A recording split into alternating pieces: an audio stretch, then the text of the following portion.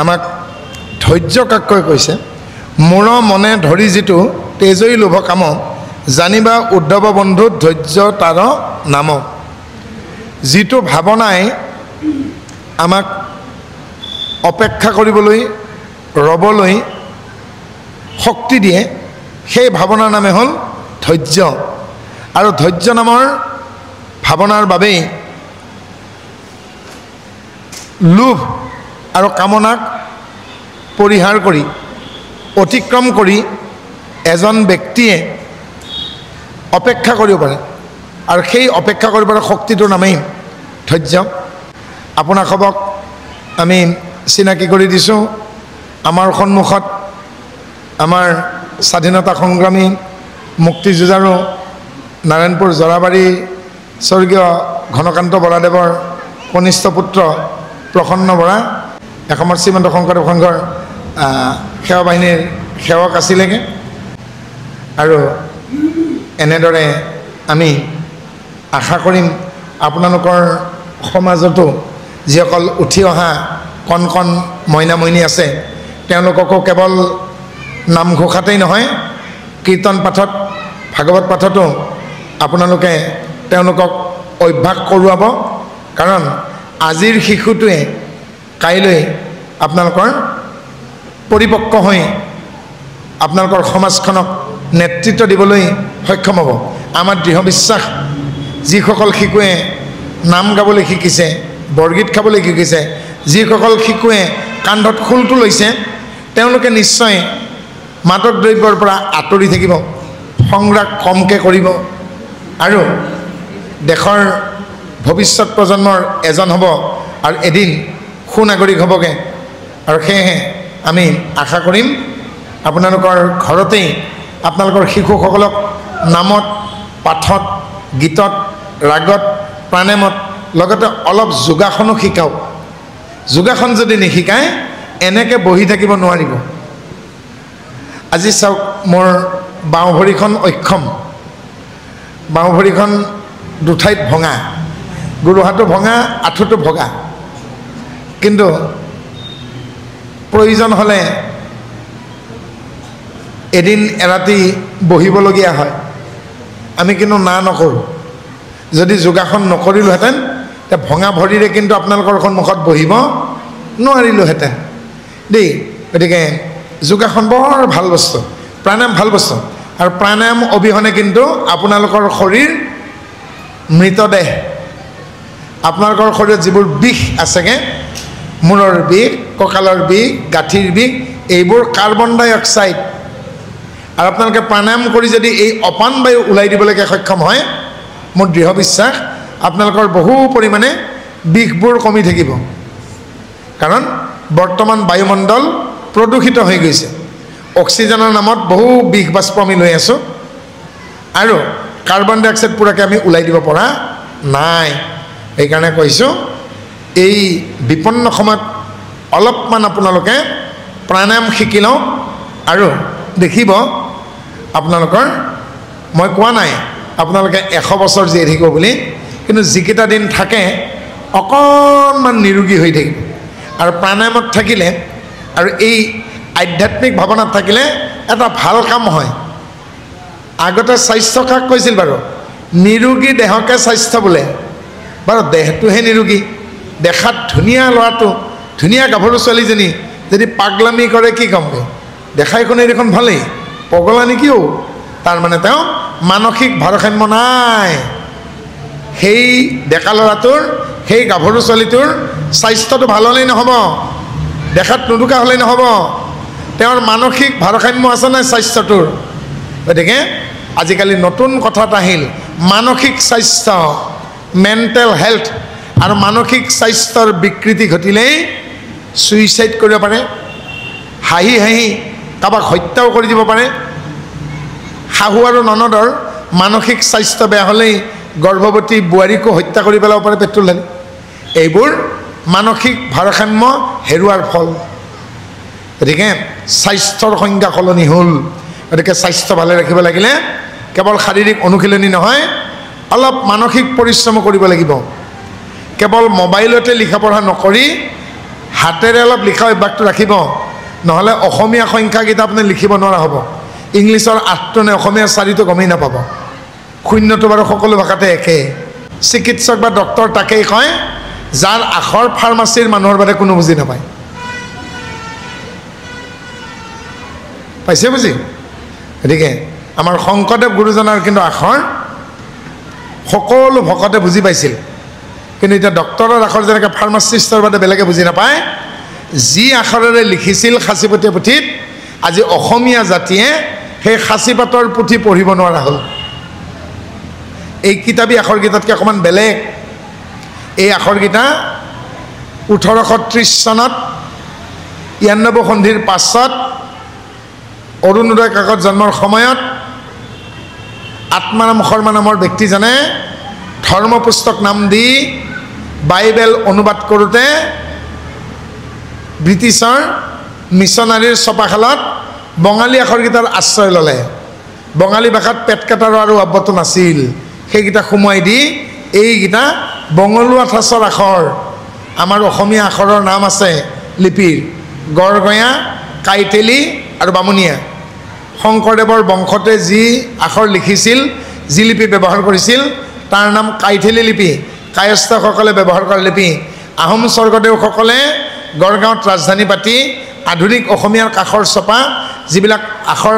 তেওঁলোকে ব্যৱহাৰ কৰিছিল বা সেই লিপিৰ নাম আছিল গড়গঞা লিপি। অনন্ত কন্দলী, মহেন্দ্ৰ কন্দলী, মাধৱ কন্দলী আদি এই ব্ৰাহ্মণসকলে যি লিপি ব্যৱহাৰ কৰিছিল, টিকনিবোৰ দীঘল আছিল। মূৰ্ধন্য হৰ্ষই দীঘই এইবিলাকত টিকনি নাথাকে জানো? টিকনিবিলাক বৰ দীঘল দীঘল, একেবাৰে শদিয়া ডিব্ৰুগড় পায়গৈ। সেই ধুনীয়া ধুনীয়া লিপিখিনিৰ নাম আছিল বামুণীয়া লিপি। এই বামুণীয়া লিপিতেই অসমীয়া ভাষাত মাধৱ কন্দলীদেৱে সপ্তকাণ্ড ৰামায়ণ ৰচনা কৰিছিল। কিন্তু পৰৱৰ্তী কালত শংকৰদেৱে দেখিলে আদিকাণ্ড আৰু উত্তৰাকাণ্ড নাই। মাধৱক ক'লে তুমি শিশু কৃষ্ণক ভাল পোৱা, গতিকে শিশুৰাম আদিকাণ্ড তুমি লিখা শিশুৰামক লৈ, আৰু মই উত্তৰাকাণ্ড লিখোঁ। আৰু ইমান সুন্দৰ অনুবাদ মাধৱ কন্দলীৰ। শংকৰদেৱে সেয়ে ক'লে ও পূৰ্ব কবি অপ্ৰমাদী মাধৱ কন্দলী আদি বিৰচিলে পদে নামক কথা, ও হস্তিন দেখিয়ালা দ সহা যেন পাৰে মাৰ্গ মূৰ ভৈলতে নয় বস্তা। ইমান সুন্দৰ তত্ত্ব, ইমান সুন্দৰ লিখনি, ইমান সুন্দৰ ছন্দ, ইমান সুন্দৰ ব্যৱহাৰ, ইমান বাক্যৰ গাঁথনি। মোৰ কেনেকুৱা হ'ল জানেনে? বোলে কেনেকুৱা? বোলে মোৰ আগে আগে মস্ত ডাঙৰ এটা হাতী গৈ আছে, হাতীয়ে বিষ্ঠা ত্যাগ কৰিছেগৈ। হাতীৰ বিষ্ঠা দেখি শহাপহুতে ভাবে বাপৰে বাপ, এইখন আকৌ কি পাহাৰ।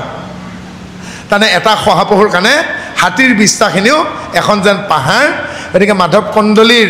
সেই বাক্যৰ গাঁথনি লিখনি দেখি শংকৰদেৱে কৈছে বাপৰে বাপ, কি কাৰবাৰ কন্দলীদেৱৰ। কিন্তু তথাপিতো গুৰুজনে ডাঙৰ কাম কৰিলে। অসমীয়া ৰামায়ণৰ যি দুটা হেৰাই গৈছিল, আদিকাণ্ড মাধৱদেৱৰ দ্বাৰা আৰু উত্তৰাকাণ্ড পুনৰ ৰচনা কৰি সপ্তকাণ্ড ৰামায়ণক পুনৰ আগৰ ৰূপ দিলে। মানুহে পঢ়িলে ধৰিবই নোৱাৰে যে আদিকাণ্ড পুনৰ লিখা হ'ল, উত্তৰাকাণ্ড পুনৰ লিখা হ'ল। সেই মহাপুৰুষে কি কৰিলে জানেনে? যিটো কাম আগতে আমাৰ PWDৰ বিষয়াসকলে কৰিছিল, যেতিয়া ৰাস্তাবোৰ পানী পৰিলে কিবাহত আলকাট্ৰাবোৰ এৰাই এৰাই যায়, তেতিয়া সৰু গাড়ী এখন লৈ অকণমান মিহি শিলগুটি আলকাট্ৰা দি পেলাই ৰিপেয়াৰিং কৰে, ৰাস্তাবোৰ ঠিকে ঠিকে থাকে। এনেকৈ শংকৰদেৱে আকৌ ৰিপেয়াৰিং নকৰিলেনে ৰামায়ণখন? আজিকালি যেনেকৈ ৰিপেয়াৰিং কৰিব লাগে এনে, গতিকে ঠিকাদাৰজনক কয় ভালকৈ নকৰিবি, ইমূৰৰ পৰা কৰি যাবি সিমূৰৰ পৰা, বোলে গহপুৰৰ পৰা বেদতি পাব, বিশ্বনাথৰ পৰা বেদতি পাব, বেদতি পাওঁ পাওঁ হৈছে আৰু আকৌ যাতে ভাঙে, নহ'লে নেক্সট কণ্টেক্টটো কেনেকৈ পাবি? আকৌ সুধিব মিনিষ্টাৰক, বোলে হেৰি নহয় নালা চাফা কৰা কণ্টেক্টটো আপোনাৰ দয়াতে পাৰিম ক'লে, এতিয়া জাবৰখিনি ক'ত থ'ম? এইকেইদিন নকৰিবি, বৰষুণ আহোঁ আহোঁ হ'লে জাবৰখিনি ওলাই ঠিক নলাৰ পাৰতে থ'বি, পানী সেইবিলাক আকৌ তাতে পেলাব, কণ্টেক্টটো তয়ে পাবি। গতিকে কিন্তু মহাপুৰুষ শংকৰদেৱে কি ক'লে? মেৰামতি কৰিলে, হয়নে নহয়? তেওঁ ক'তো মেৰামতি কৰিবলৈকে এৰি থৈ যোৱা নাই। বহুত পণ্ডিতে ভাবিব শংকৰদেৱে জানো সংস্কৃত জানে, বহুতে ভাবিব নহয়। সেইকাৰণে তেওঁ কি ক'লেগৈ, খুব টান পুথি এভাগ লিখিলে। সেইখন পুথিৰ নাম হ'ল ভক্তি ৰত্নাকৰ। সংস্কৃত ভাষাতেই লিখিছেগৈ উত্তম ভকত মধ্যম ভকত প্ৰাকৃত ভকত ভকতৰ লক্ষণ কেনে ভাগৱতীৰ লক্ষণ কেনে ভকতি কেনেকৈ থাকে কেনেকৈ নাগ হয় কেনেকৈ চলে ইয়াক কেনেকৈ নাৰ্ছিং কৰিব লাগে ভক্তিমূলক কৰ্ম কি কি আনকি স্বৰ্গীয় গুণসমূহ কি কি দিব্য গুণসমূহ কি কি এই গোটেইখিনি কথা সাঙুৰি তেওঁ ভক্তি ৰত্নাকৰ গ্ৰন্থ ৰচনা কৰিছে কোনো পুথিৰ লগত তুলনা নহয় মাধৱদেৱক কৈছেগৈ যে কোনোবাইতো ভাবিব পাৰে মই সংস্কৃত নাজানো বুলি যে মই সংস্কৃত যে লিখিব পাৰোঁ পঢ়িব পাৰোঁ বুজি পাওঁ তাৰ প্ৰমাণ এখন দিলোঁ গতিকে সেইকাৰণে মহাপুৰুষ মাধৱদেৱে শংকৰদেৱক কি বুলি প্ৰশংসা কৰিছে শ্ৰী যক দান মান ভূত দায়া সবগুণ সন্নত অধিক ভকতকে ভকতি দানে কৰো গুৰু দায়াতনে অধিক কি নাছিল তেওঁৰ শ্ৰী আছিল যশ আছিল গুণ আছিল আকৌ কি কৰিলেগৈ নিজ পুত্ৰ ৰমানন্দক কিন্তু তেওঁ গুৰুভাৰ নিদিলে ভকতকে কৰিলেগৈ ভকতক ভকতি দানে কৰে গুৰু দায়া তনয় অধিক নিজ পুত্ৰতকৈও মাধৱক বেছি কৰি থৈ গ'ল সেইকাৰণে মাধৱদেৱে কি লিখিলেগৈ ভকতক ভকতি দানে কৰোঁ তনয় অধিক যে মোক পুত্ৰতকৈও ডাঙৰ কৰি থৈ গ'ল মোক ইমানে তেওঁ ভাল পাইছিল যে সেইজন মহাপুৰুষক কিন্তু এতিয়াও আমাৰ অসমীয়াই গুৰু বুলি মানি ল'বলৈকে টান পায় যিসকলে টান পায় তেওঁলোকে গমেই নাপায় শংকৰদেৱ অবিহনে যে তেওঁলোকৰ অস্তিত্ব শূন্য লতা এডালে নিজে নিজে ওপৰলৈকে নাযায় এডাল গছ লাগিব বগাবলৈকে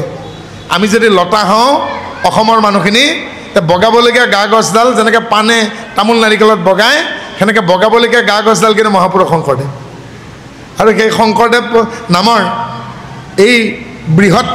বৃক্ষজোপাত যদি নবগায় আমি নিজে নিজে উঠিবলৈকে চেষ্টা কৰোঁ বতাহ আহিলে বাগৰি পৰিম যে গুৰুজনা অবিহনে আমাৰ জাতিটো অস্তিত্ব শূন্য গতিকে কোনোবাই নাভাবে নাই আমাৰ আপত্তি নাই কিন্তু আমি ভাবিব লাগিব যেতিয়ালৈকে আমি গুৰুজনাৰ আদৰ্শক ধৰি ৰাখিম কৰ্ম সংস্কৃতি আমাৰ থাকিব আমি শ্ৰেণীহীন বৰ্ণহীন এখন সমাজত থাকিবলৈকে পাৰিম তেতিয়ালৈকে আমি অসমীয়া জাতি হিচাপে জীয়াই থাকিব পাৰিম আৰু যিদিনা আমাৰ গুৱাহাটীৰ নামঘৰবিলাকৰ দৰে সভাপতিয়ে পকেটত গামোচাখন ভৰাই আনে ডিঙিত লৈ নাহে দেই সেনেকুৱা যদি সকলোতে হৈ যায় আমাৰ গুৱাহাটীত আকৌ কেনেকুৱা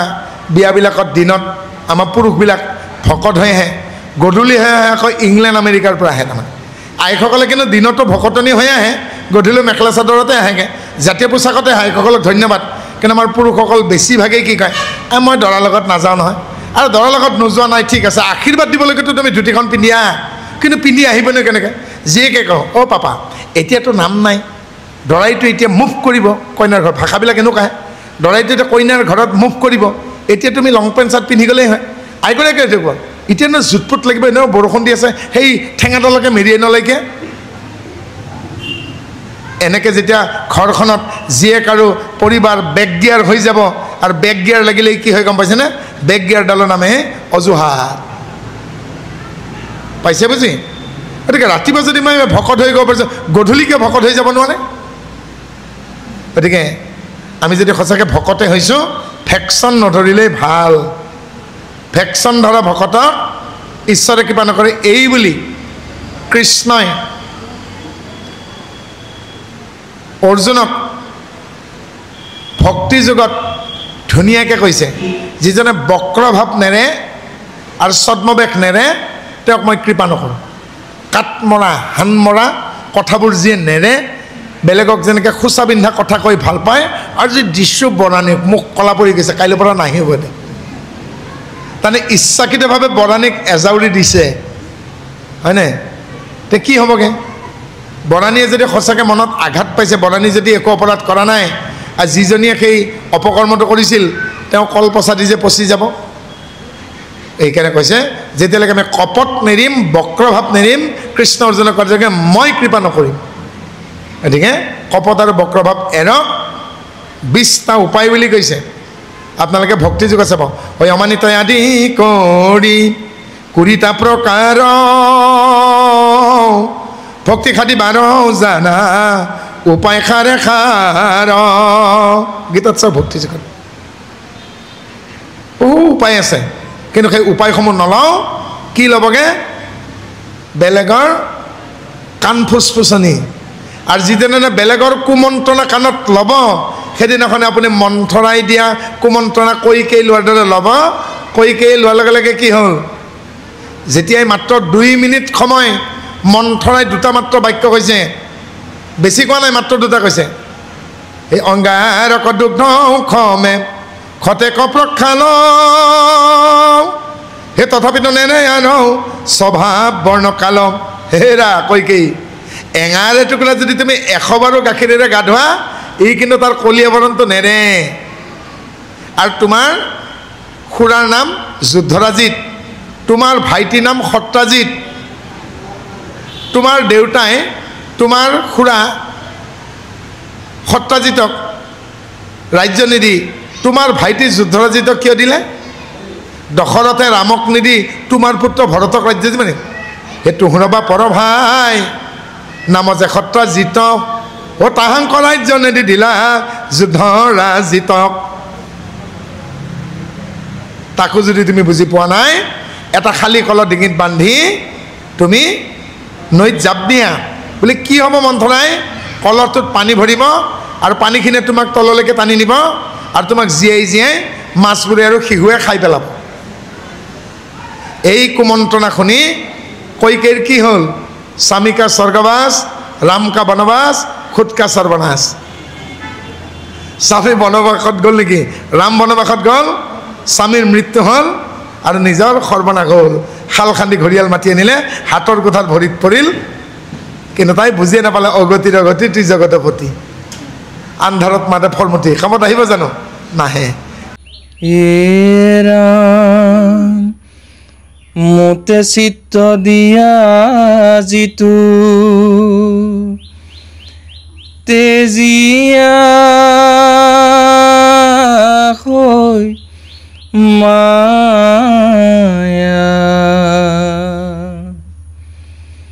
নিশ্চিন্তে প্ৰাণীৰ দ্ৰোহ কৰৈ ভূত দায়া।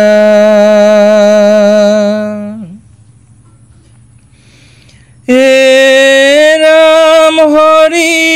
বুদ্ধি সদায়ে সবাকো কৰে মান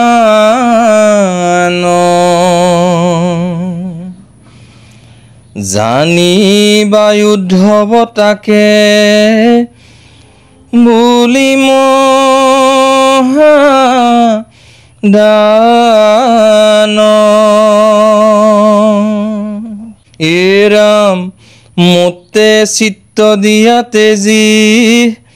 ভোগয়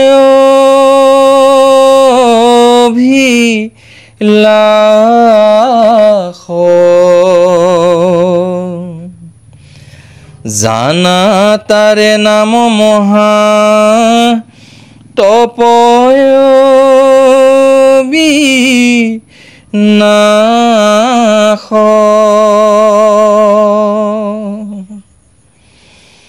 হে ৰাম সমস্ত জগত যিটো দেখৈ হৰি ময় তাৰে নাম সত্য সখী জানিবা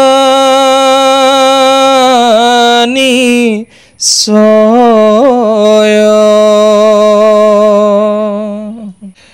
মোকে জানি যিতু জনে তেজৈ কৰ্ম মল তাকে বুলিয় শৌচ জানা মহা বল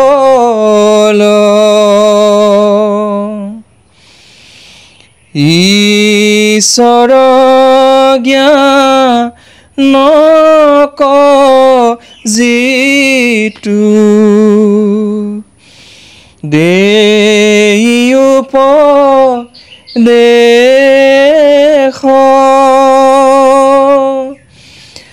তাকে দক্ষিণা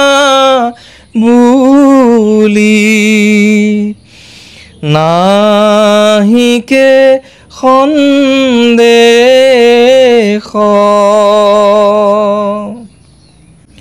এৰাম মোতে চিত্ত দিয়া যিটো কৰৈ কৰ্ম ধৰ্ম তাৰে নাম যজ্ঞ সখী কৈলুইটো মৰ্ম এৰাম তাকে বুলি ভাগ্য যিটো জানিলে আমাক শুনা প্ৰাণ সখী আৱে লাভ বুলি যাক কৃষ্ণ মায়াৰ দুবিধ কাৰ্যাৱলী আছে মানে খুব জটিল কাৰ্যাৱলী শুনাত কিন্তু সহজ কিন্তু কাৰ্য খুব জটিল মায়াৰ প্ৰথম কাৰ্য হ'ল ঢাকোন দিয়া কিহত ঢাকোন দিয়ে আপোনালোকে যেতিয়া ৰন্ধনশালত অন্ন ব্যঞ্জন বনাই ঢাকোন নিদিয়ে জানো সেনেকৈ মায়াই সত্যক ঢাকোন দিয়ে যিবোৰ সত্য কথা সত্য ঘটনা ঢাকোন দিয়ে যাতে যিবোৰ চঞ্চল চিত্তৰ মানুহ তেওঁলোকে আচল সত্যটো জানিব নোৱাৰক গতিকে প্ৰথম কাম হ'ল মায়াৰ ঢাকোন দিয়া তাকে নাম দিছেগৈ আৱৰণ দ্বিতীয় কাম আৰু জটিল বিক্ষেপ বিক্ষেপ মানে ছটিয়াই দিয়া আমি কি কওঁ এজন মানুহে সুধিছেগৈ বাপজন আপোনাৰ বংশৰ মানুহখিনি ক'ত আছে কিন্তু মইনো কেনেকৈ কওঁ আমাৰ অসমৰ প্ৰায় 11খন জিলাত আমাৰ বংশৰ মানুহখিনি খিচৰিত হৈ আছে তেতিয়া মই তেওঁক ইংলিছতে কৈছোঁ আমাৰ বংশৰ মানুহখিনি স্কেটাৰ্ড হৈ আছে তাৰমানে ভালেকেইখন জিলাত খিচৰিত হৈ আছে এনেকৈ শাক পাচলি গুটি খিচি নিদিয়ে জানো গতিকে বিক্ষেপ মানে হ'ল খিচৰিত কৰি দিয়া যিজন মানুহৰ মনটো চঞ্চল তেওঁক এনেকুৱাকৈ মায়াই কিছুমান এনেকুৱা মোহযুক্ত কামত ব্যস্ত কৰাই ৰাখিব অ'ত ত'ত কৰি পেলাই যে তেওঁ কেতিয়াও মনটোক একাগ্ৰ কৰিব নোৱাৰিব গতিকে মনৰ কাম মায়াৰ কাম দুটা এক নম্বৰ কাম হ'ল আৱৰণ দ্বিতীয় হ'ল বিক্ষেপ যেতিয়া এজন ব্যক্তিয়ে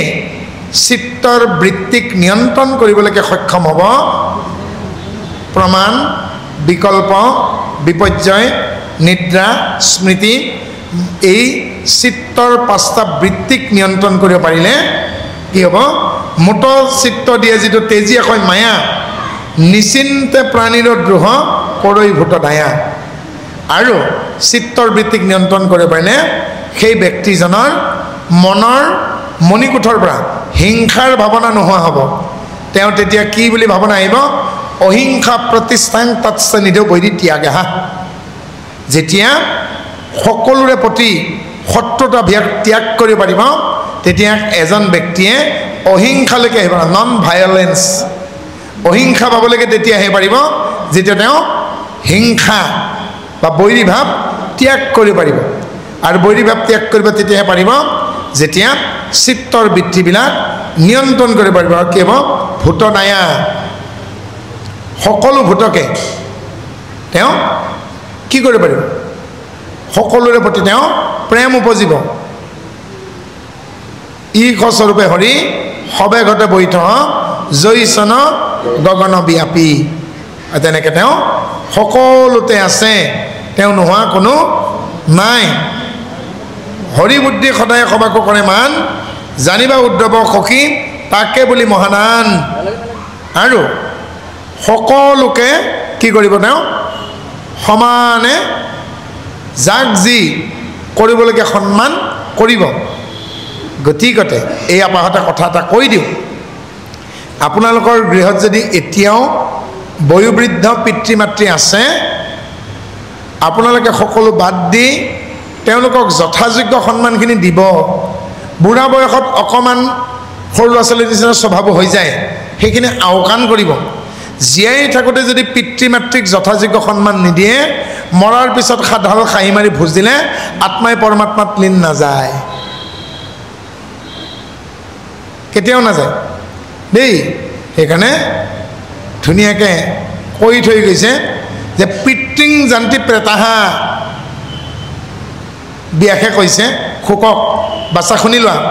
পিতৃং জান্তি প্ৰেতাহা বোলে পিতা মই বুজি পোৱা নাই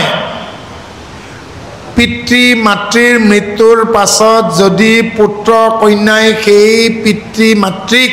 প্ৰেতলোকলৈকে যোৱা বুলি ভাবি যদি প্ৰেতকৰ্ম কৰে তেতিয়াহ'লে সেই পুত্ৰ কন্যাও প্ৰেতলোকে পাব পিতৃ মাতৃ উদ্ধাৰ নাপাব তেওঁ প্ৰেতলোকেই পাব গতিকে কি কৰিম সুকে কৈছে বোলে তুমি এই বুলি মানুহক শিকাবা যে হে জীৱশ্ৰেষ্ঠ আপোনালোকে আপোনালোকৰ সন্তানক ভকত কৰক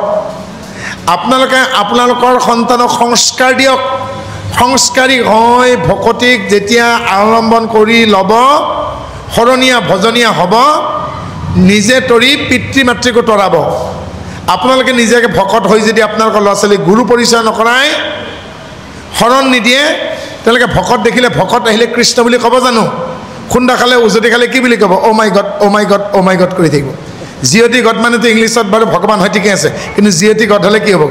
বেলেগ অৰ্থ বুজাব নহয় নহয় জানো সেনেকৈ মহাত্মা গান্ধীক চাগে সৰুৰে পৰা অভ্যাস কৰোৱা কাৰণেই তেওঁ গুলিওৱা সময়তো গুলি খোৱাৰ পাছতো গুলিটো কোৱা নাই হে ৰাম বুলি কৈছে অভ্যাসৰ নৰ কৰ্ণপতে কৰে গতিকে অভ্যাস কৰোৱাওক সেইকাৰণে কৈছোঁ জীয়াই থাকোঁতে পিতৃ মাতৃ ককা আইতা যদি আছে সুযোগ পাইছে তেওঁলোকক যথাযোগ্য সন্মানখিনি দিয়ক ফলত তেওঁলোকৰ আত্মাই শান্তি পাব আৰু কোনোবাই যদি ভুল কৰি ভাবে যে মোৰ পিতৃ মাতৃ স্বৰ্গ বৈকুণ্ঠ নহয় প্ৰেতলোকেহে গৈছেগৈ আৰু যিসকলে প্ৰেতলোকত যোৱা বুলি ভাবে তেওঁলোকে প্ৰেতকাজ কৰে প্ৰেতকাজ কোনে কৰে হিৰণ্যকশিপুৱে ভাতৃ হিৰণ্যাক্ষৰ মৃত্যুৰ পাছত প্ৰেতকাজ কৰিছে কীৰ্তনত শংকৰদেৱে প্ৰহ্লাদ চৰিত্ৰ লিখিছে শুনিয়া হিৰণ্যে ভাতৃৰ বধাও ক্ৰোধে ইয়াৰ কত চকুত বধাও ও দানৱ গণক মাতে সম্বোধি মাৰিব বৰা সকলে বুন্ধিম হেনয় আজ্ঞা কৰি দৈত্য ৰাজ ভাতৃৰ পাছে কৰি প্ৰেত কাজ হিৰণ্যাক্ষ দৈত্য সি প্ৰেত কাজ নকৰি কি কৰিব আমি দৈত্য নেকি আমি মানুহে দৈত্যহে প্ৰেত কাজ কৰে সেইটো কীৰ্তনে কৈছে মূল পদ্মপুৰাণৰ বিশ্বপুৰাণৰ পৰা অনা নাযায় গতিকে কোনে প্ৰেত কাজ কৰিছে তাতে চাওক হেনয় আজ্ঞা কৰি দৈত্য ৰাজ ভাতৃৰ পাছে কৰি প্ৰেত কাজ হয়নে যিগৰাকী মাতৃয়ে আমাক 10 মাহ 10 দিন আমাক উদৰত ৰাখিলে জন্ম দিয়াৰ পাছত বুকুৰ গাখীৰ খুৱাই 5 বছৰলৈ ডাঙৰ কৰিলে যিগৰাকী পিতৃয়ে হাতত ধৰি ৰাস্তা পাৰ কৰি বিদ্যা শিক্ষা লৈকে নি হাড়ক মাটি তেজক পানী কৰি 25 পৰা 27 বছৰলৈকে অন্তত আমাক গাইড দিলে কেনেকৈ তেওঁলোক প্ৰেতাত্মা হ'ব তেওঁলোকতো মহাত্মা মাতৃৰ গৰ্ভত আমাৰ থাকোঁতে জানো জাগাৰ কম হৈছিল ঠাই অকুলন হৈছিল নেকি তেতিয়াহ'লে পিতৃৰ মৃত্যুৰ পিছত মাতৃৰ সেইখন ঘৰতে থাকিবলৈকে কিয় ঠাই নোহোৱা হয় আমাৰ মগজুবিলাকৰ ঘিবিলাক কি হ'ল বাৰু আমি যেতিয়া মাতৃ গৰ্ভত আছিলোঁ তেতিয়াতো ঠাইটো অকুলন হোৱা নাছিল যি পিতৃয়ে ধুনীয়া ঘৰটো সাজিলে অট্টালিকা সাজিলে ভৱনটো সাজিলে পিতৃৰ মৃত্যুৰ পাছত পিতৃয়ে বনোৱা ঘৰটিতে আমি যদি থাকিবলৈকে ঠাই হয় আমাক জন্ম দিয়ে মাকক সন্তানে কিয় নাৰাখে তে আমাৰ মনুষ্যত্ব ক'ত গ'ল আমি পশু নহ'লোঁ জানো শিয়ালে সিংহই কুকুৰে বাঘে পোৱালি ডাঙৰ হ'লে কামুৰি খেদি দিয়ে নিজে নিজে চিকাৰ কৰি খাওঁ মোৰ আৰু কিমান গাখীৰ খাওঁ চাবচোন সেনেকুৱা নহ'ল জানো ঘৰ চে বেঘৰ কৰ দেতে গতিকে এবাৰ ভাবি চাবৰ হ'ল গতিকে ঘৰবোৰত খিৰিকী দৰ্জা লাগিব পৰ্দাও লাগিব পৰ্দাবোৰ যদি নাথাকে পশ্চিমৰ বতাহজাকে বলিয়া বতাহজাকে সি কোবোৱাই দিবহি সংস্কাৰ নামৰ আচবাব ভাঙি পেলাব গতিকে সংস্কাৰ নামৰ দ্ৰব্য উৰুৱাই নিব নালাগিলে দৰ্জা খিৰিকীৰ লগতে পৰ্দাও লাগিব আৰু আজি পৰ্দাখন নোহোৱা হ'ল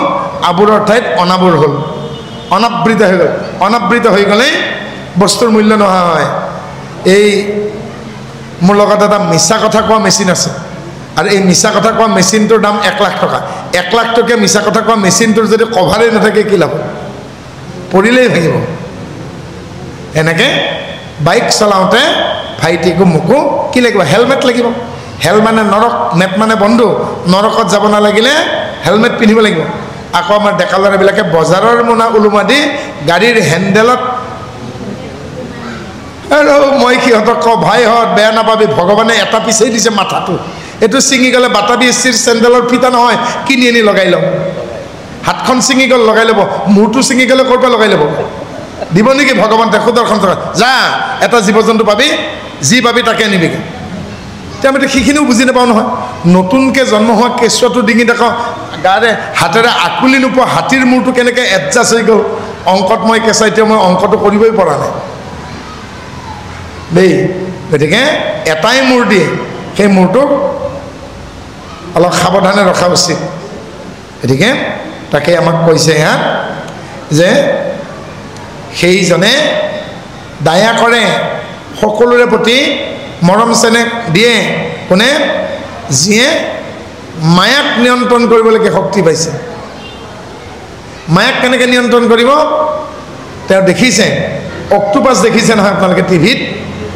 8খন যাৰ ভৰি অক্টোপাছ বুলি কয় সেনেকৈ মায়াৰ নাম হ'ল কি জানেনে দশোপাছ অক্টোপাছৰ যদি 9খন ভৰি থাকে তাৰ নাম নভোপাছ অক্টোপাছৰ যদি 10খন ভৰি তাৰ নাম দশোপাছ বুলি কয় তাৰমানে 10খন হাত ভৰি আছে 10খন হাত ভৰিৰ ভিতৰত 5টা পুতেক আৰু 5টা জীয়েক এই 10টা জীয়েক পুতেকক যিয়ে চিনি পাইছে তেওঁ মায়াক নিয়ন্ত্ৰণ কৰিব পাৰে হাতীৰ মাউতটোৱে অকণমান এডাল অস্ত্ৰ লৈ পেলাই হাতীৰ মূৰত খুচি দি হাতীটোক নিয়ন্ত্ৰণ নকৰে জানো যিজন চতুৰ ভকতে জীয়েক আৰু পুতেকবিলাকক চিনি পাইছে মায়াৰ জানেই নহয় সদায় আমি কৈ আছোঁ আশা কামনা বাসনা প্ৰত্যাশা একেবাৰে শেষৰজনী ধুৰন্ধৰজনীৰ নাম হ'ল হতাশা দেই তাইক আকৌ সেই হতাশাকে আকৌ বহুতে মিঠা বাতাচা বুলি খাই থাকে দেই আৰু পুতেককেইটা আৰু সাংঘাতিক গৰ্ব অহংকাৰ কপট ৰুদ্ৰভাৱ আৰু একেবাৰে সৰুটো নুমলীয়াটো পেট মোচা যিটো চবতকৈ সাংঘাতিক সেইটোৱে তাৰ নাম এলাহ তেওঁলোক সি এটা কোম্পানীত তাৰমানে সদস্য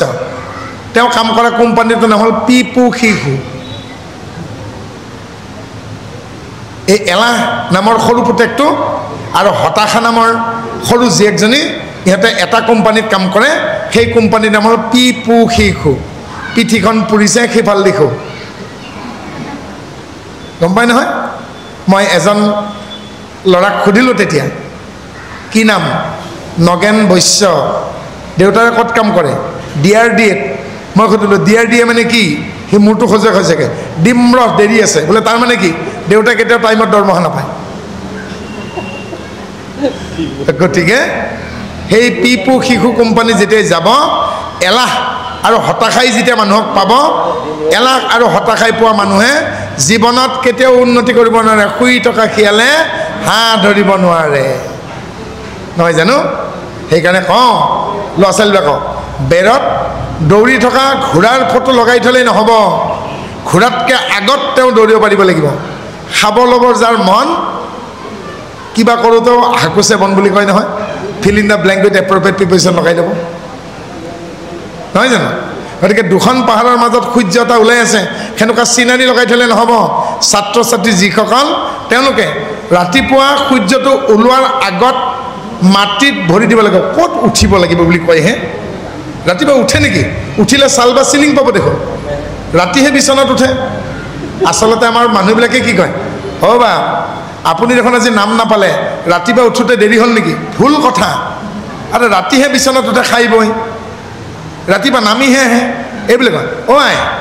বৰাণীয়ে বোলে কিনো আজি শয্যা ত্যাগ কৰোঁতে ভাল ভাষাত ক'ব আজি শয্যা ত্যাগ কৰোঁতে বা পৃথিৱীলৈকে নামি আহোঁতে দেৰি হ'ল নেকি নামেই নাপালে দেখোন মাটিলৈকে নামি আহে বুলি ক'ব কাৰণ বিচনাখন ওখ নহয় বেলেগ বাদ দিয়ক আঁঠুৱা আৰু মহৰি কাক কয় তাকে আমাৰ মানুহে নজনা হ'ল আঁঠুৱা ঘৰত নাথাকে নহয় আঁঠুৱা ক'ত থাকে কওকচোন নাৱত থাকে আমাৰ যিবিলাক কৈৱৰ্ত মানুহ মাছমৰীয়া মানুহ নদীত মাছ মাৰে নাৱেদি তাত আঁঠুৰ সমান ওখ এখন নাম মানে আঁঠুৱা লগায় সেইখন চাপৰ কাৰণ বতাহ খুব বেছি পানীৰ মাজত সেইখনৰ নাম আঁঠুৱা আঁঠু সমান আৰু যিখন আপোনালোকে ঘৰত লগায় সেইখনৰ নাম মহৰি হিন্দীত মছদানী বুলি কয় ইংলিছত মস্কিটো নেট বুলি কয় থিয় হ'লে মূৰত লাগে সেইখন মছৰি আঁঠুৱা আৰু মহৰিকেই বুজি নাপায় এতিয়া আপুনি উঠা বুলি নকয় জানো উঠিলে নহ'ব ছাত্ৰ ছাত্ৰী নামি আহিব লাগিব ছাত্ৰনাং মধ্যাহ্নাং তপ কা ক চেষ্টা ব ক ধ্যানং চান নিদ্ৰা কাউৰীৰ নিচিনা চেষ্টা বগলীৰ নিচিনা ধ্যান আৰু কুকুৰে গছৰ পাত পলে ভৌ কৰি যেনেকৈ উঠে সেনেকৈ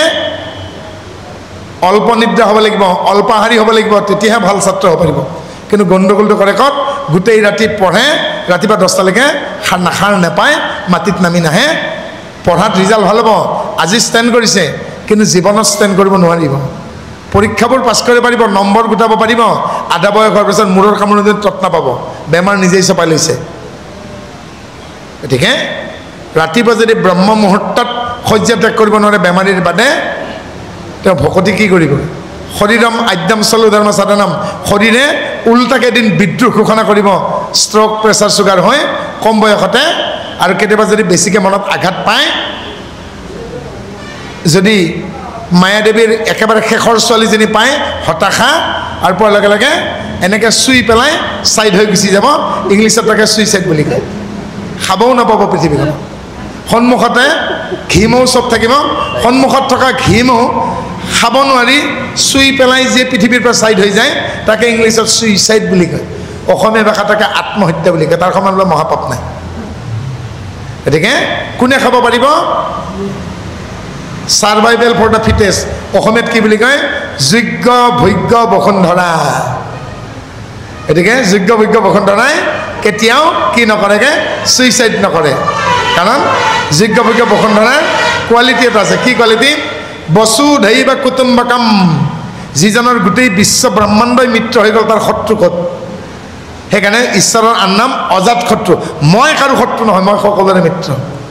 ঈশ্বৰ কাৰো শত্ৰু নহয় আনকি ঈশ্বৰৰ লগত শত্ৰুতা কৰিও তেওঁ তাতে লীন যায় সেইকাৰণে জয় বিজয় কি কাৰণে ও বৈৰী বাবে চিন্তি ভাষা মোক হৈ অল্পকালে পাইবা আহিলো নাৰদে কৈছে কি বিপৰীত লীলা তেওঁৰ লগত শত্ৰুতা কৰিও আকৌ তেওঁৰ লগতে লীন যাব পাৰে বিপৰীত ভক্তি নহয় জানো তে ভাবকচোন তে ঈশ্বৰে আমাক কিমান পাৱাৰ দিছে চাওকচোন আইগৰাকীয়ে স্বামীক সন্মানৰ কাৰণে আপুনি আজি কেতিয়া ঘূৰিব কিয় কাৰণে মাহী ছোৱালীজনী বিয়া আছিলে সন্মানত কি বুলি কয় আপুনি অঁ তোমাৰ তেনে মনত আছে বাৰু অলপ সোনকালে আহিব স্বামীয়ে মৰমত মাতিছে তুমি আইগৰাকীয়ে সন্মানত মাতিছে আপুনি নাৰদক মাতি এনে কৈছে এই গণ্ডগোলীয়া তই ইফালে আহ বোলে কি হ'লগৈ মোক গণ্ডগোলীয়া কিয় নহয় বোলে জোঁট লগাই ফুৰ যে বোলে মই জোঁট ভাঙিহে ফুৰোঁ নাজানি পেলাই মানুহে জোঁট লগাৰ প্ৰত্যেক বুলি কয় তেতিয়া কৈছে কি শুন এই গিৰিয়েকে ঘৈণীয়েকক কি বুলি কয় বোলে তুমি বুলি কয় ঘৈণীয়েকে গিৰিয়েকক কি বুলি কয় বোলে সন্মানত আপুনি বুলি কয় বোলে মৰমৰ মাতষাৰ কোন খাৰ বোলে কি গিৰিয়েকে ঘৈণীয়েকক মাৰা মাতষাৰেই বোলে মৰমৰ মাত বোলে মানুহক কবি সেইষাৰে মাতিলেই হ'ল সেইকাৰণে ভগৱানক আপুনি প্ৰভু আপুনি বুলি কেতিয়াও নকয় ঘোষাত কি লিখিছে তুমি চিত্তবৃত্তি মৰত তুমি ভক্ত কবলন তুমি হেৰাম কৰোঁ চব তুমি সংস্কৃত তমেইব মাতা তমেইব পিতা আপুনি কোৱা নাই জানো আকৌ নাৰদে কৈছে কোনোবাই যদি তুমিও নকয় আপত্তি নাই চিধাই নাম কৰিব মানে হে ৰাম হে কৃষ্ণ নামকাৰী মাতিবৰ কাৰণে ক্ষমতা দিছে আৰু কি দিব কওক নামকাৰী মাতিবৰ কাৰণে অধিকাৰ দিয়া নাই জানো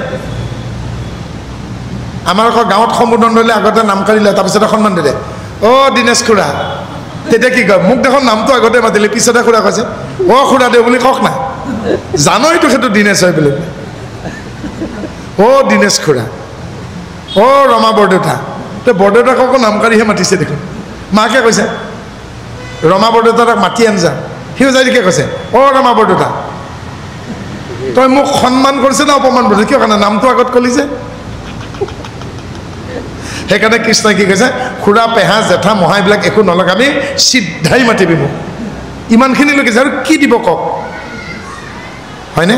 কিমান আমাক শক্তি দিছে কলি যুগত এইটোৱে ভাল কথা অতি সহজতে এতিয়া মই মাতটো গম পাইছে মোৰ মাতটো কেনেকুৱা ধৰা কাউৰীৰ নিচিনা নহয় জানো ইফালে কেনেকুৱা শুনিছে কুলি কেতেকী বসন্তকাল চলি আছে হয় না ইফালে তো নকওঁৱেই মানে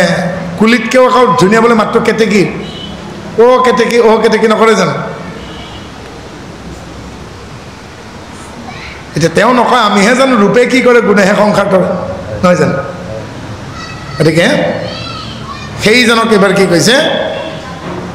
জানিবা উদ্ধৱকে তাকে বুলি মহানান যিয়ে সকলোকে সন্মান প্ৰদান কৰে সমানে দান কৰেগে তাৰ সমান আৰু মহাদান নাই মোট চিত্ত যিয়ে যিটো তেজি ভোগ অভিলাষ জানে জানা তাৰ নাম মহাতপ অবিনাশ যে এই যে কিছুমানে ভোগবাদী জীৱন কিছুমান মানুহ কেনেকুৱা আছে যে কেৱল খাব লাগে শুব লাগে বুলি ভাবি আছে ভাল ভাল কাপোৰ পিন্ধিব লাগে ভাল ভাল খাব লাগে এই বুলি নাভাবি যিজনে ভোগ অভিলাষ ত্যাগ কৰিছে সেইটোৱে আটাইতকৈ ডাঙৰ টপ যেতিয়া মানুহ তপস্যালৈকে যায় কি কৰে বাকলি বখন পিন্ধে ফল মূল খায় ত্যাগ কৰে গছৰ পাত খাই ত্যাগ কৰে শেষত বায়ু ভক্ষণ কৰি নাথাকে জানো ঠিক তেনেদৰে কৈছে যিজনে ভোগ এই আধুনিক জীৱনটো অভিলাষী জীৱন নহয় জানো ভোগৰ জীৱন নহয় জানো এই ভোগৰ জীৱনটো যিয়ে পৰিত্যাগ কৰিছেগে আপোনালোকে কালিদাসৰ এখন গ্ৰন্থ আছে ৰঘুবংশত কি আছে বাৰু দিলীপকে আদি কৰি ইক্ষ্বাকু বংশীয় বা সূৰ্যবংশীয় ৰজাসকলে কেৱল বংশ ৰক্ষাৰ কাৰণেহে নিজৰ কামনা চৰিতাৰ্থ কৰিছিল তাকো অনিষিদ্ধ ঋতুকালত তেওঁলোকে অনাহকতে শুক্ৰপাত কৰা নাছিল সেইকাৰণে তেওঁলোকক এজন তপস্বী বুলি কৈছিল তেওঁলোকে এনেই কালাতিপাত কৰা নাছিল গতিকে যিজনে ভোগ অভিলাষ ত্যাগ কৰিছেগে তাৰ সমান আৰু ডাঙৰ মহাতপ নাই সমস্ত জগতে দেখুৱাই যিটো হৰিময় তাৰ নাম সত্য বুলি জানিবা নিশ্চয় সত্য কি যাৰ কোনোদিনেই পৰিৱৰ্তন নহয় সেইটো সত্য যাৰ পৰিৱৰ্তন আছে সেইটো মিছা অৰ্থাৎ যোৱাকালি মই ইয়াত নাছিলোঁ আগবেলা মই ইয়াত নাছিলোঁ ৰাতিলৈকে আমি কলিয়াবৰ পাম মোৰ ভাইটি আৰু মই কলিয়াবৰ পাম ৰাতিপুৱা গৈ আমি ডিব্ৰুগড় মৰাণহাট পাম যোৱাকালিও ইয়াত নাই ৰাতিপুৱাও নাই ৰাতিও নাথাকোঁ কিন্তু কালিও ঈশ্বৰ ইয়াত আছিল এতিয়াও আছে অহাকালিও থাকিব ঈশ্বৰ সঁচা আমি মিছা গতিকে সেইটো সত্য যাৰ পৰিৱৰ্তন নাই মুখ জানি যিটো জানে তেজী কৰ্ম ফল তাক বুলিও শৌচ জানা মহা বল গতিকে কৰ্ম কৰিব কৈছে ফলৰ আশা কৰিব দিয়া নাই এগৰাকী ছাত্ৰ বা ছাত্ৰীয়ে ভালকৈ যদি পঢ়া শুনা কৰে নিশ্চয় তেওঁ ভাল ৰিজাল্ট কৰিবই হয় না এটা ভাল ৰিজাল্ট কৰিম বুলি পেলাই পঢ়িব দিয়া নাই পঢ়িব কি দিছেগে গুৰুত্ব সহকাৰে পঢ়িব দিছে নিষ্ঠা সহকাৰে আৰু তাকে কৈছে যে মুখ জানি যিটো জানে তেজী কৰ্ম ফল তাকে বুলি শৌচ জানা মহাবল যদি কৰ্ম কৰোঁতে বাসনা লাগি থাকে কি হ'ব বিঘিনী কৰ্ম কৰোঁতে যদি আশা আৰু বাসনা লাগি থাকে মায়াদেৱীৰ জীয়েকবিলাক যদি কাম কৰোঁতে লাগি থাকে আশা বাসনা কামনা লাগি থাকে বা হতাশযুক্ত হৈ কাম কৰে তেতিয়াহ'লে কি হ'বগে এইবাৰ মায়াদেৱীৰ জোঁৱায়েকে পাব মায়াদেৱীৰ জোঁৱায়েকৰ নাম কি বিঘিনী কাক পালে বশিষ্ঠৰ শিষ্য বিশ্বামিত্ৰক পালে বিশ্বামিত্ৰই আত্মসমৰ্পণ কৰি কি বুলি কৈছে কৃষ্ণত অৰ্পিয়াই আমি কৰো কৰ্ম যত তাতো নানা বিঘ্নি আছে জানিলো মনত কৃষ্ণত অৰ্পণ কৰোঁতে বিঘ্নি পাব যদি মায়াৰ জীয়েককেইটা লাগি থাকে মায়াৰ জীয়েককেইটা লাগি থাকিলে জীয়েককেইটাৰ পিছফালে জোঁৱায়েককেইটাও আহি থাকিব আৰু এটা জোঁৱায়েকে মায়াৰ 5টা জীয়েকক বিয়া কৰিছে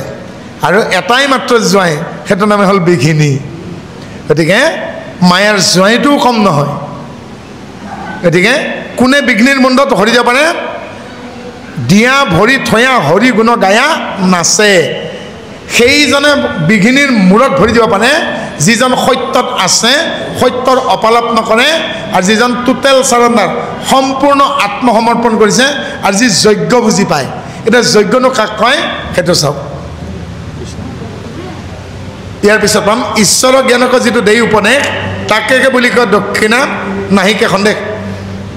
আমাক শৰণ দিওঁতে, ভজন দিওঁতে, বিয়া পাতি দিওঁতে আমাৰ আচাৰ্যসকলে আমাক উপদেশ নিদিয়ে জানো? হয়নে? এইখিনি কায়িক ধৰ্ম,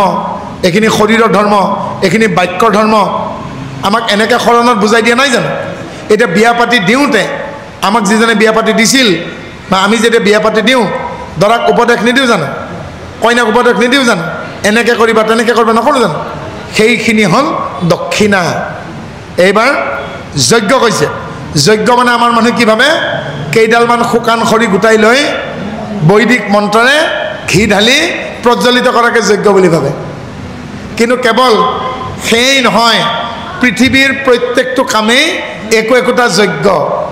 তাৰে কেইটামান যজ্ঞ ভকতে নকৰে, যেনে প্ৰেত যজ্ঞ। আত্মাক প্ৰেতাত্মাৰ লগত তুলনা কৰাটোৱে প্ৰেত যজ্ঞ। আজি এটা যজ্ঞ হৈ আছে, কি যজ্ঞ? ভাগৱত জ্ঞান যজ্ঞ। মাজতে জিতেন বাপে নাম গাইছিলে, সেই কি নাম যজ্ঞ। যজ্ঞ হ'লে কিন্তু তাত কি লাগিব? আহুতি। আজিৰ পৰা মই বেয়া কাম নকৰোঁ, আজিৰ পৰা মই আমিষ নাখাওঁ, আজিৰ পৰা মই কাকো বেয়া দৃষ্টিৰে নাচাওঁ, আজিৰ পৰা মই নাৰী জাতিক মাতৃ আৰু ভগ্নী দৃষ্টিৰে চাম, এইটো আহুতি দেই। যজ্ঞৰ শেষত কি থাকিব? পূৰ্ণাহুতি। আজি এই মুহূৰ্তৰ পৰাই কৃষ্ণক মই পৰম দেৱতা মানি অৰুণ চৰণত মই শৰণ ল'লোঁ। হে কৃষ্ণ তজুবাই পখিলোঁ শৰণ, মই অনাথৰ নাথ তুমি নাৰায়ণ, দৈৱকী নন্দন কৃষ্ণ দেৱে পৰম ভজনীয় দেৱ, কৃষ্ণ দেৱৰ অৰুণ চৰণত কায় বাক্য মন ক্ষুদ্ৰ বিশ্বাস একান্ত চিত্তে সত্যে সত্যে পখিলোঁ শৰণ। পূৰ্ণাহুতি শেষ। আৰু সেই পূৰ্ণাহুতিকেই দিব টান পায়, কাৰণ পূৰ্ণাহুতি দিয়াৰ লগে লগে আৰু বাকীবিলাক যজ্ঞ কৰিব নোৱাৰিব যে দেই। গতিকে তাক কৈছে যজ্ঞ। মূত চিত্ত দিয়ে যিটো কৰৈ কৰ্ম ধৰ্ম, তাৰে নাম যজ্ঞ সখী কৈলুতে মৰ্ম। ঈশ্বৰক চিত্ত দি যিসমূহ নিষ্কাম কৰ্ম কৰে তাকে যজ্ঞ বুলি কয়। এতিয়া কলিৰ শ্ৰেষ্ঠ ধৰ্ম কি? নাম আৰু কীৰ্তন। যদ্যপি নৱবিধ ভক্তি মাধৱ বৰ, শ্ৰৱণ কীৰ্তন আতি শ্ৰেষ্ঠতৰ। আৰু এই শ্ৰেষ্ঠ যজ্ঞৰ ভাগ দুটা। কি কি? লোক উপদেশে জানাম যিখানিক কৰে, বীৰ কীৰ্তন বুলি জানিবা জনে, ঐ আপোনাকলৈয়ে জানা যিখানিক কৰে, ও নিবীৰ কীৰ্তন বুলি জানিবা সজ্জনে। নাগাৰা নাম, ওজাপালি, দিহানাম, থিয় নাম, নৃত্যবোৰ, এইবোৰ পৰিবেশ্য কলা, পাৰফৰ্মিং আৰ্ট। মানুহক উপদেশ দিয়াৰ কাৰণে লোক ৰঞ্জন, লোক মনোৰঞ্জন, নহয় জানো? এয়া হ'ল বীৰ কীৰ্তন। ইয়াত ৰজগুণ লাগি থাকিব পাৰে। দিহানামত থিয় হৈও নাচে দেখোন, কিন্তু এই ৰাতিপুৱা গধূলি খাদ্য প্ৰসংগ কৰিলে থিয় হৈ নাচিম নেকি? নানাচে নহয়, সাত্বিকভাৱে। আপোনাকলৈ যিখানি কৰে তাক নিবিৰ কীৰ্তন। আকৌ কম, লোক উপদেশে জানাম যিখানিক কৰে, বীৰ বুলি জানিবা সমস্ত জনে, আপোনাকলৈ জানাম যিখানিক কৰে, নিবিন কীৰ্তন বুলি জানিবা সজ্জনে। কেনেকৈ নিবিৰ কীৰ্তন? বামে আছে আপোন গুৰু উপদেশ দাতা, দাহিনে তুমি নিজাও গুৰু পৰমাত্মা, মধ্যত হৃদিত আছে নাৰায়ণ, এইখিনি নিবিৰ। বাওঁফালে আপোন গুৰু উপদেশ দাতা, সোঁফালে নিজ গুৰু পৰমাত্মা, মধ্যত হৃদিত আছে নাৰায়ণ। এনেকৈ বহু বছৰ আগতে, 35 বছৰমান আগতে আমাৰ ঘৰলৈকে জালুগুটিৰ বাপ ঈশ্বৰ যেতিয়া যায়, দেউতাহঁতৰ লগত যেতিয়া কথা পাতে আমি শুনি থাকোঁ। ধুনীয়া ধুনীয়া কথাবোৰ ওলাইছিল, শুনিব পাইছিলোঁ, ভাগ্য হৈছিল। আৰু সেই বাপ ঈশ্বৰ বা আমাৰ দেউতাহঁতৰ টোপোলাটো চাগে চুব পোৱাৰ কাৰণেই আজি এইখিনি আহি পাইছোঁ, নহ'লেতো মা মানসি জালে জাকে মানে শাওণৰ পথাৰত ৰোৱনী আৰু ডেকা ল'ৰা দুয়োটাৰে ভৰিত বোকা লাগে, কঠীয়া উঘালি কলা ফুলত কোবাওঁ আৰু আঁঠুলৈকে ছোৱালীবিলাকৰ বোকা লাগে ভূঁই ৰুৱে। গতিকে ভূঁই ৰোৱা পথাৰত, শাওণৰ পথাৰত ডেকা গাভৰু দুয়োগৰাকীৰে কি লাগেগৈ? বোকা লাগে, নহয় জানো? গতিকে বোকা কেনেকৈ লাগিব নালাগিব পাৰে? এতিয়া ভাগ্য হ'ব লাগিব, নহয় জানো? আঘোণৰ পকা ধান কাটোতে বোকা নালাগিবও পাৰে। এতিয়া বোকাখিনি কেনেকৈ এৰাম আঘোণৰ পথাৰত, যেনেকৈ পকা ধান ৰোৱাৰ পিছত হয়। এতিয়া আমাৰ প্ৰসন্ন বাপজনাই আকৌ আমাক আঘোণৰ পকা ধানৰ পথাৰলৈকে লৈ যাব। ভূজ্ঞ ক্ষয় হৈ কৰ্ম ধৰ্ম মায়াময়, শ্ৰৱণ কীৰ্তন ধৰ্ম পৰম ক্ষয়। হে ৰাম পুত্ৰ ধন জন লাভ সকলো সাৰ, এতেকে উত্তম লাভ ভকতি আমাৰ। হে ৰাম সমস্তে ভূততে আছো মই মহেশ্বৰ, জানিয়া সবাকো কৃপা কৰোই যিটো নৰ। এ ৰাম তাকে হে বুলি অসখী পৰম ভূষণ, মোৰ গুণ নামেহে জানিবা মহাধন। হে ৰাম তাকে বুলি জ্ঞান যিটো দেখোই হৰিময়, মোক জানি যিটো অকাৰ্যত নিৰ্বত।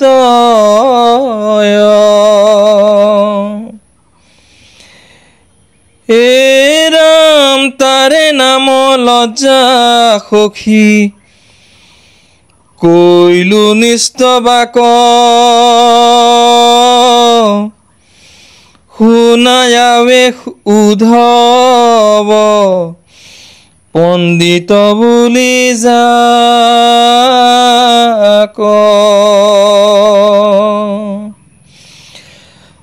জানৈ যিটো ইটো কৰ্ম মোৰ ধৰ্মে বন্ধ, তাকো এৰি কৰৈ মোৰ সেৱাত প্ৰবন্ধ।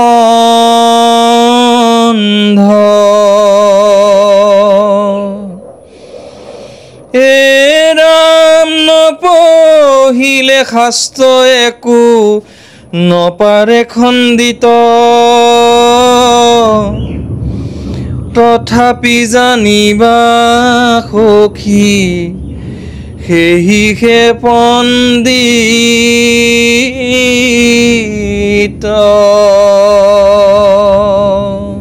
কৃষ্ণ। স্থায়ী আৰু অস্থায়ী তাকে বুলি ভাগ্য যিটো জানিলে আমাক শুনা প্ৰাণ সখী আমি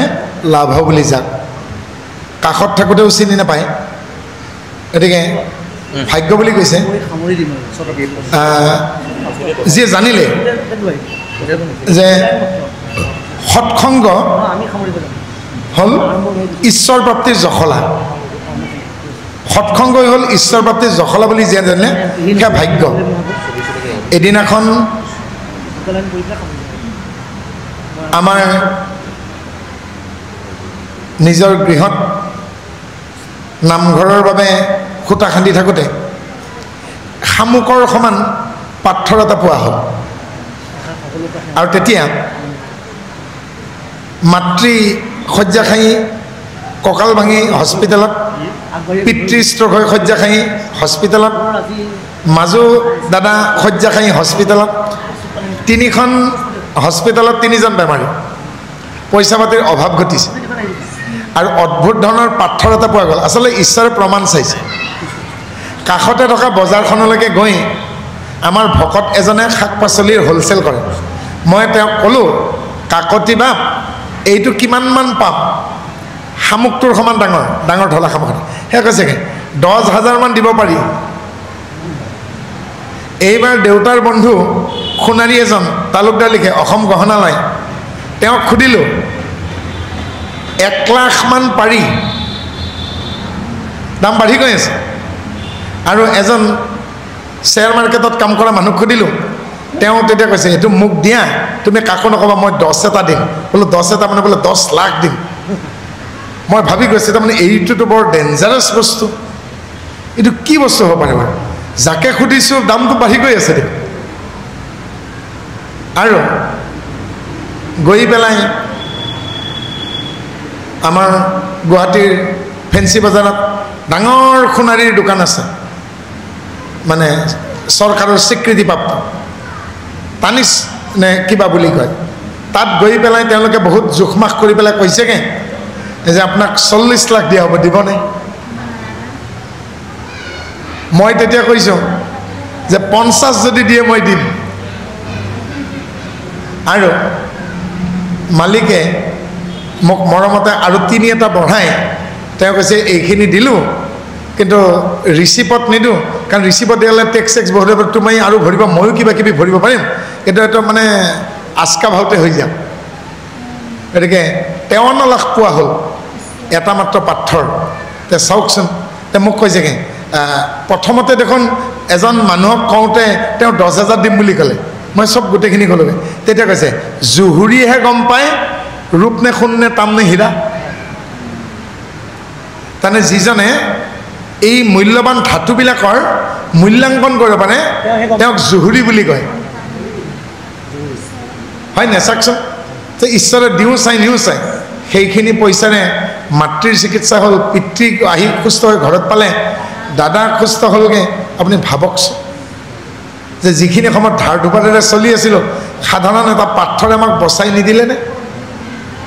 তে ঈশ্বৰে আকাশখন ফুটাই নিদিয়ে, বা ঈশ্বৰে আমাৰ ঘৰত থকা গছকেইডালৰ পাতকেইটা মহাত্মা গান্ধীৰ চশমা পিন্ধা ফটো লগাত টকা বনাই নিদিয়ে? এইবিলাক কল্পনাহে কৰোঁ। আৰু গছৰ পাতকেইটা যদি টকা হৈ গ'লহেঁতেন, নহয় জানো? কিন্তু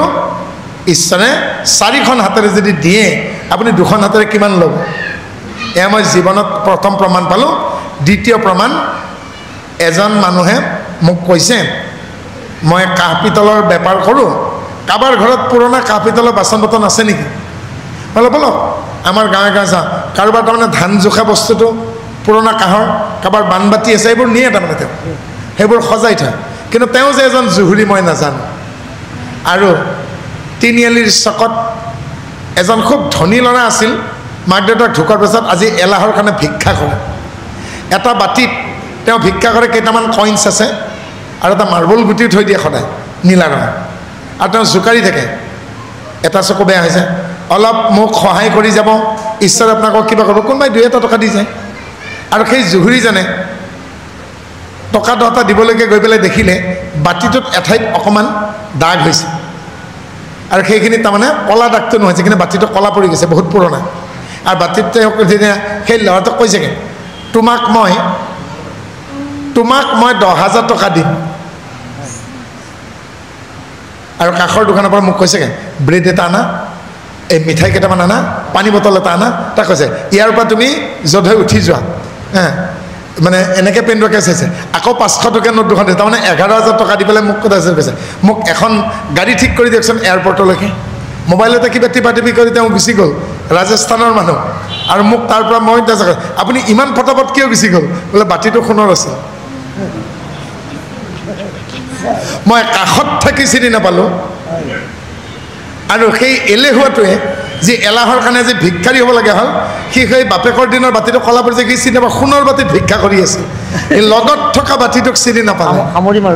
গতিকে জীৱনত, মোৰ নিজৰ জীৱনত মই 2টা ঘটনা দেখিলোঁ। আপোনালোকক ক'লোঁ তাকে কৈছে তাকে বুলি ভাগ্য যি জানিলে আমাক শুনা প্ৰাণৰ সখী লাভ বুলি যা গতিকে সেইটোকে লাভ আৰু তাকে ভাগ্য বুলি কৈছে যিয়ে জানে ভগৱন্তক পোৱাৰ জখলা পাতৰ নাম হ'ল সৎসংগ একোটা জুইৰ কাষলৈকে যদি জিতেন দাসে যায় গাটো পুৰিব মাছৰ দোকানে লৈ যোৱা ডাঙৰ বৰফ এটুকাৰ কাষলৈকে যদি প্ৰসন্ন যায় ঠাণ্ডা লাগিব মোৰ ভনীজনী বহি আছে চুকত নিৰ্মালী নামৰ ভনীজনীয়ে পেহী ছোৱালী ভনীজনী যদি ফুল এজোপীৰ কাষলৈকে যায় ইন্দ্ৰমালতী থুৰি মালিতে ৱাহ কি ধুনীয়া গোন্ধাইছে গতিকে জুইৰ কাষলৈকে যালে গৰম লাগিব বৰফৰ কাষলৈকে গ'লে ঠাণ্ডা লাগিব ফুলৰ কাষলৈ যদি আছে গোন্ধ পাব ভগৱন্তৰ কাষ পালে অভয় পাব নেদেখাজনক কেনেকৈ পাব নেদেখাজনক পাবলগীয়া জখলা পাতৰ নামেই হ'ল আপোনালোক গতিকে ৰাৱণে কল্পনাহে কৰিছিল স্বৰ্গলৈকে জখলাখন দিম কল্পনা হৈ থাকিল গতিকে কল্পনা কৰি নাথাকিব পাৰে যদি কৰিয়ে পেলাম